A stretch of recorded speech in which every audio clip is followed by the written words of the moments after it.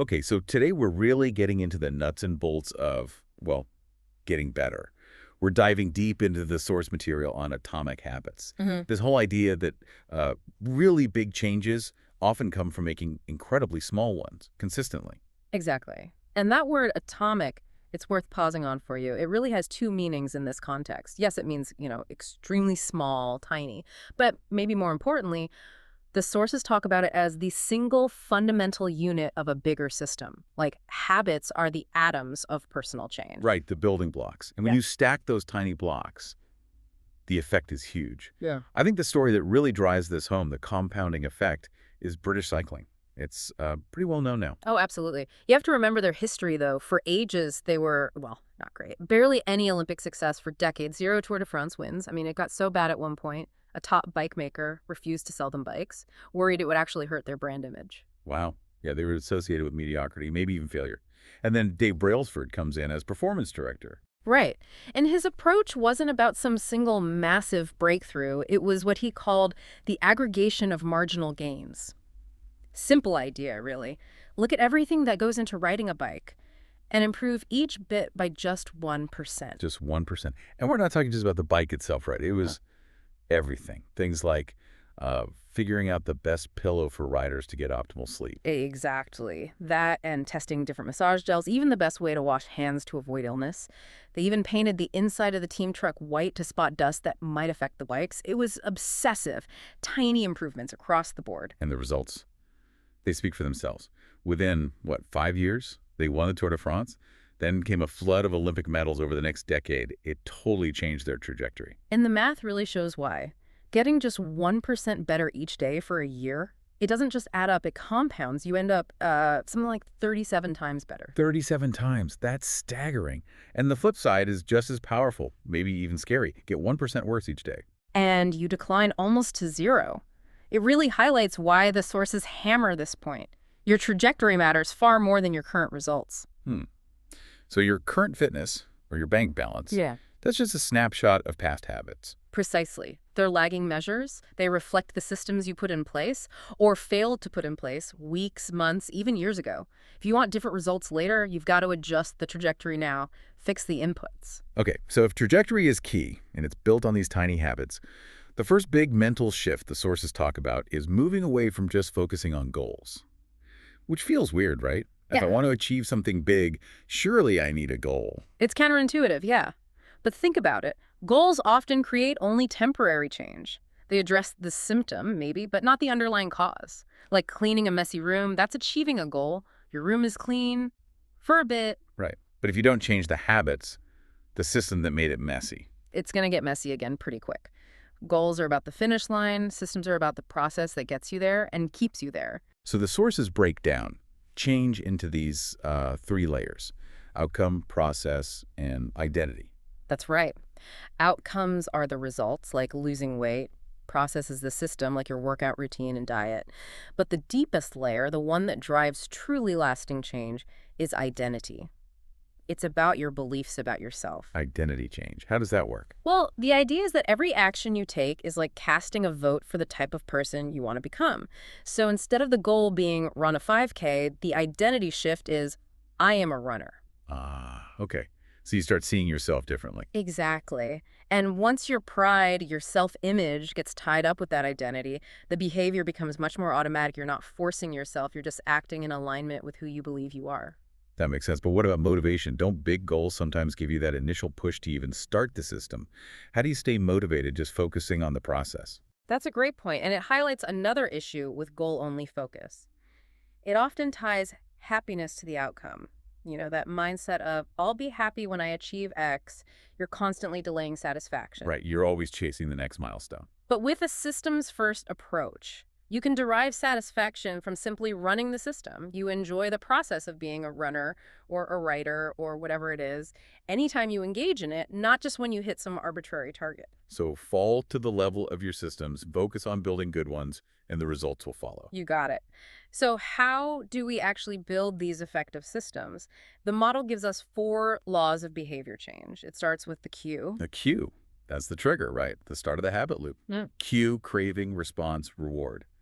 And this loop runs constantly, mostly unconsciously, to save mental energy. Habits make things automatic. Which is efficient, but it also means we need to make those automatic loops visible to change them. That leads to the first law. Make it obvious. We have to become aware of our habits first. There's a fascinating example from the Japanese railway system. Oh yeah, the pointing and calling. It sounds a bit strange, but it works. It works incredibly well for safety. Conductors literally point at signals and call out the status, "Signal is green." It forces a non-conscious check into conscious awareness by engaging multiple senses, eyes, hands, voice, ears, reduces errors dramatically. So how do we point and call in our own lives? One way is using implementation intentions, being really specific about when and where you'll perform a habit. The formula is simple. I will do the behavior at this time in this location. It pre-commits your brain, no decision needed in the moment. Okay, so being specific. And then there's habit stacking. Right. That leverages something called the Diderot effect, how one action can trigger a chain reaction of other behaviors. You anchor your new desired habit to an existing one you already do automatically. So like, after I brush my teeth, I will meditate for 1 minute. Exactly. After current habit, I will new habit. You use the momentum of the old habit to launch the new one. The cue is already built in and obvious. Okay, that covers making it obvious. Let's jump to the third law, because it feels related. Make it easy. This taps into, well, our natural laziness, right? The law of least effort. It absolutely does. We're fundamentally wired to conserve energy. So, successful habit change often means reducing the friction associated with the good habit. Make the desired path the path of least resistance. Environment design is huge here, then. Totally. If you want to practice guitar more, don't keep it in the case in the closet. Put it on a stand right in the middle of your living room. Make it easier to pick up than to ignore. I like that example of proactive laziness, too, the guy who resets the room. Oswald Knuckles, yeah. After watching TV, he puts the remote back, folds the blanket, tidies up before leaving. He's designing his future environment to make the next right action easier for his future self. It's brilliant, really. Setting traps for good behavior. It's like, what successful companies do they remove friction? Meal kits remove grocery shopping. Dating apps remove awkward approaches. Addition by subtraction. They simplify. The easier you make it to start the good habit, the more likely it is to stick. Which leads perfectly into the 2-minute rule. Yes. When starting a new habit, scale it down so the very first step takes less than 2 minutes. Don't aim for read 30 minutes. Aim for read 1 page. Don't aim for run 3 miles. Aim for put on my running shoes. So it's about mastering the art of showing up. Ritualizing the beginning of the habit. Precisely. Once you've started, inertia often carries you forward. Getting started is usually the hardest part. Make that part incredibly easy. Okay, so we've made it obvious and easy, but we still need to want to do it. That's the second law. Make it attractive. And this is all about anticipation, desire, and dopamine. Ah, dopamine, the brain's reward chemical. But the sources say it's not just about the reward itself. That's the key insight. Dopamine spikes not just when you get the reward, the liking, but even more so when you anticipate it, the wanting. Our brains have much more circuitry dedicated to wanting and seeking than to actually liking. We're wired to chase. So how do we harness that wanting for good habits? Temptation bundling. Temptation bundling is a great technique. You pair something you want to do with something you need to do. The classic example is the engineering student Ronan Byrne. Right. He connected his exercise bike to his laptop and Netflix. Yeah, he hacked it so Netflix would only play if he was cycling at a certain speed. Slow down, the show pauses. He bundled the want, watching Netflix, with the need, exercising. The formula is basically, after habit I need, I will habit I want. Makes the need habit the gateway to the want habit. Clever. What else makes habits attractive? Social norms seem huge here. Immense. Humans are herd animals. We have a deep primal need to belong, to fit in with our tribe, family, friends, colleagues, society. We are heavily influenced by what the people around us do, what they approve of. Which can be a problem, right? If your tribe have habits you're trying to break, like everyone orders pizza and watches TV, but you want to eat healthy and exercise. That's arguably the biggest barrier. Changing your habits can feel like you're challenging the tribe, risking social rejection. That makes the new habit deeply unattractive. So a powerful strategy is to join a culture where your desired behavior is the normal behavior. Find your runners, your readers, your entrepreneurs. Surround yourself with people for whom the habit is already attractive and normal. Okay, that leaves the fourth law. Make it satisfying. This one is crucial for making habits stick long-term. It boils down to the cardinal rule of behavior change. What is immediately rewarded gets repeated. What is immediately punished gets avoided. And the problem with most good habits, eating healthy, saving money, is that the reward's delayed, right? You don't get fit after one salad. Exactly. The payoff is in the future. Bad habits often give immediate pleasure, even if they have long-term costs. Smoking, junk food. So we need to find ways to inject some immediate satisfaction into our good habits. Like the story about hand washing in Pakistan. Stephen Luby's work in Karachi, yeah. People knew they should wash their hands, but it wasn't happening consistently, leading to disease.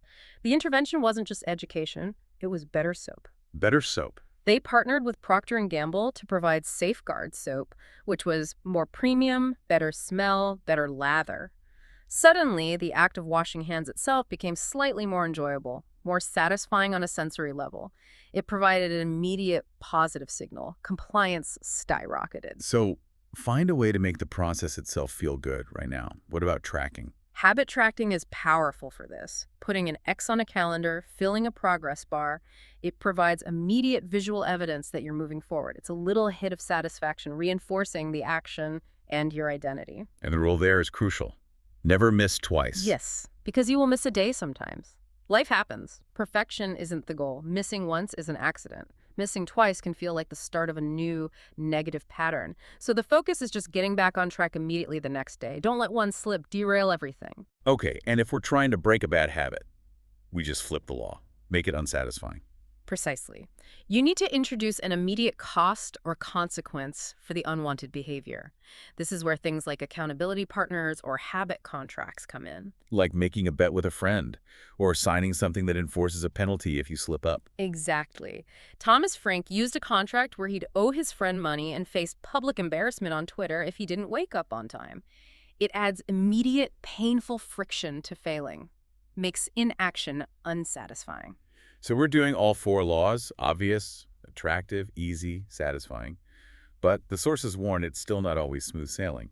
There's the plateau of latent potential. Ah, yes, the valley of disappointment. This is so important. It's that frustrating period where you are putting in the work, doing the reps, but you're not seeing the results yet. Because progress isn't linear. Not at all. It often compounds slowly at first, then takes off. The ice cube analogy is perfect. You can raise the temperature of a room with an ice cube in it from, say, 25 degrees to 31 degrees Fahrenheit. You're putting in energy, effort, but the ice cube is still just sitting there. Nothing looks like it's happening. Feels pointless, like the effort is wasted. Right. But all that effort is being stored. Then you hit 32 degrees, just one more degree, and suddenly the change happens. The ice starts melting. The most powerful outcomes are often delayed. You have to persist through that plateau where the results are still latent, still potential. How do you stay motivated through that valley? The Goldilocks rule helps here. It does. The idea is that humans experience peak motivation when working on tasks that are right on the edge of their current abilities. Not too hard that it's overwhelming and discouraging, but not too easy that it's boring. Just right. That sweet spot of manageable challenge, like the Steve Martin example. Yeah, apparently he became a master comedian by constantly working on his act, but only trying to expand it by maybe 1 or 2 minutes each year. Just enough stretch to keep it engaging, but not so much that it felt impossible. It kept him in that Goldilocks zone. But even if you find that zone, Yeah. there's still one big enemy of long-term progress, isn't there? Boredom. Boredom. It sounds simple, but it sinks so many efforts. It really does. The sources quote coaches of elite athletes saying, basically, at the highest level, everyone is talented and motivated. The real difference comes down to who can handle the boredom of practice, who can show up and do the reps day after day, even when it's monotonous, even when they don't feel like it. So professionals stick to the schedule, amateurs let life get in the way. It's about consistency over intensity sometimes. Mastery requires falling in love with the process, even the boring parts. It's about embracing the repetition, finding satisfaction in just putting in the work. Okay, so wrapping this all together, habits are the starting point. They set the direction, the trajectory. Exactly. They're the entry point, not the end point.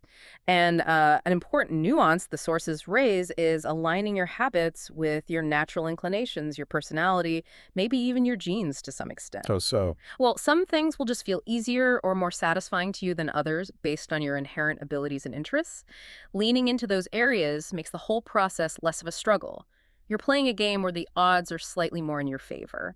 Makes it easier to stay consistent. So genes aren't destiny, but they might point towards areas of opportunity where habits will feel more natural, more satisfying. That's a good way to put it. It's about designing a system that works for you, specifically. Okay, so focus on what you can control, the system, the environment, which leaves us, and you listening, with a final thought to chew on.